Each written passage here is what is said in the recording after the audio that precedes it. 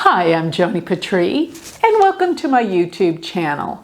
Well, today I want to talk about Ghandanta planets because there are some cycles of Ghandanta planets coming up very soon that are going to be so very important, and I want to inform you of this information.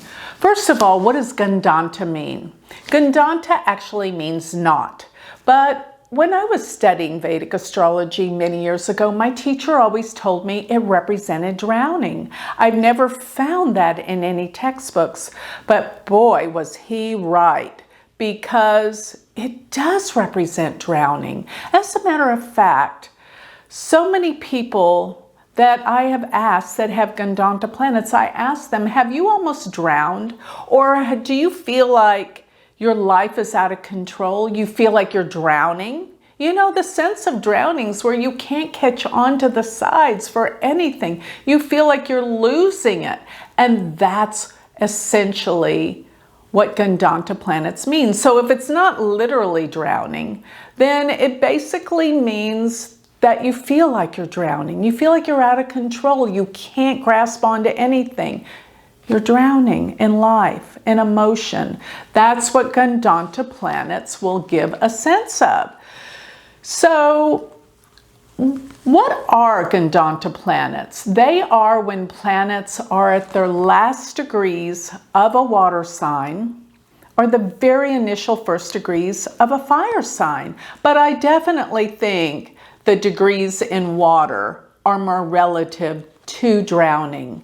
So that means about 28, 29 degrees of the sign of Pisces, Cancer, or Scorpio. And the first degree, 0 to 1 degree of the fire signs, which are Sagittarius, Aries, and Leo. So planets in these degree markings will give a sense of being out of control, and many people have had experiences of almost drowning. So I wanted to, well, first let me tell you about a few charts I know of, and I have done YouTube videos on Ghandanta planets. You can go back into the archives. But one was on Natalie Wood. Natalie Wood, she drowned. And she was a beautiful actress. She had Mercury at 29 degrees of Cancer. Another person who drowned was one of the Beach Boys, Dennis Wilson. He has his ascendant at 29 degrees of Cancer. Now,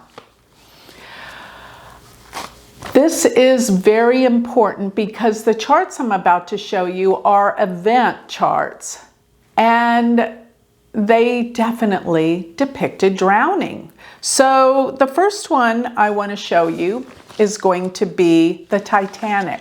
So this chart is when the Titanic left in London, England on its terrible destiny of its cruise, where we all know so many people lost their lives. It was fatal. So the Titanic, if you will notice, look where Rahu is at 28 degrees of Pisces. Very significant. And the nodes are so much a destiny. It's actually 28 degrees and 56 minutes. So I mean, it is really more 29 degrees of Pisces. So I thought that was extremely relative because there were so many people that drowned on the Titanic. By the way, I want to make reference to somebody back in the day of the Titanic. And it was that Evangeline Adams, the astrologer of the day, told somebody very important not to get on that ship. And I have this in my book about how to make money using astrology. And J.P. Morgan said, anyone can be a millionaire, but to become a billionaire, you need an astrologer. That's a quote by him. But most importantly, the reason why he has such an utmost respect for astrology is because his astrologer, Evangeline Adams of that day, told him not to get on the Titanic. And he listened. So he respected and used astrology, even for investing. So that was one of the key issues that I brought up in my book. Now going back to another chart that is very interesting, because I made this prediction back in 2017.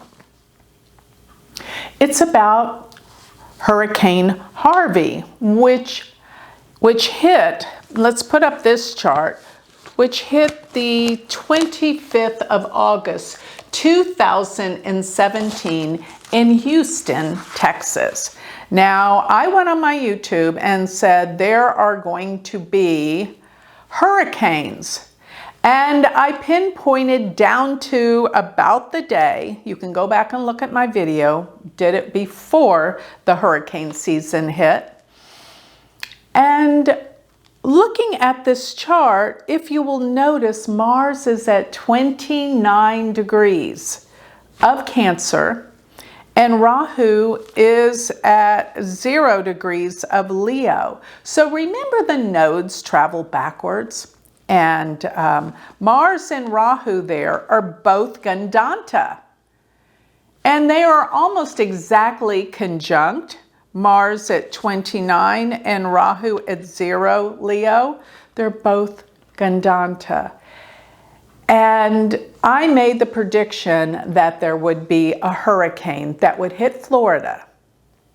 Well, mind you, it hit Houston. And I had people saying, we thought you said it was going to be in Florida. You're so wrong. People wrote this on my YouTube channel. Well, a week later, it hit Florida. And yes, this is the power of Ghandanta planets. So 2 hurricanes struck the United States, one right after the other, first in Houston, then in Florida. This is seen through the Ghandanta planets. So now, most importantly, I want to give you where the planets are about to go Ghandanta so you can better prepare for what's coming. So talking about the cycle of Mars. Mars is imperative to astrology. It is energy. It is power. And let me just say this, Mars is about to go Ghandanta. It will be 29 degrees of Pisces 3 times before the end of this year, because Mars is going to be going retrograde back and forth. Mars is going to go Ghandanta August 14th through the 16th, 29 degrees of Pisces. This is hurricane season. So beware, this will create major floods, major storms, and out of control experiences. So the next time, because Mars is going to be in Pisces and it's going to turn retrograde, it's going to move all the way up by September 9th, where it's going to stop and turn retrograde at 4 degrees of Aries. Then after it turns retrograde, then it's going to go Ghandanta again over that 29 degree marking. Yes, and that 29 marking of Pisces, and that will be October 5th through the 7th. So this is still hurricane and storm season. Realize this affects the entire world. And then Mars will station and go direct November 14th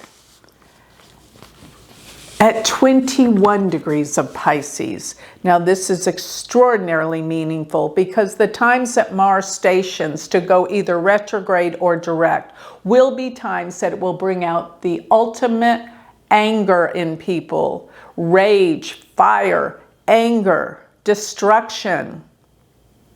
This is right around the time of the presidential elections. This is right after There is going to be protest and violence like we haven't seen before. It could even be a civil war.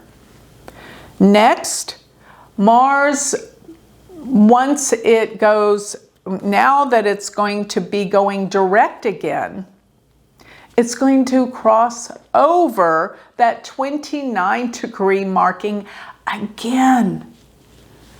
29 degrees of Pisces again, December 22nd through the 25th. This is a holiday in many Christian countries. This is Christmas. And look at the disruption that is going to be happening. So Mars will, once it goes back into Aries, you know, Aries is a potent sign for Mars. That is not easy. Mars will be in Aries August 16th through October 4th.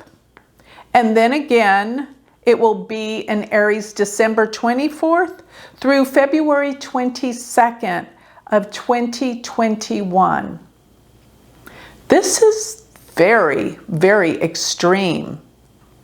And not only that, Mars will be very close to planet Uranus around the time of inauguration of the US president. This doesn't look good.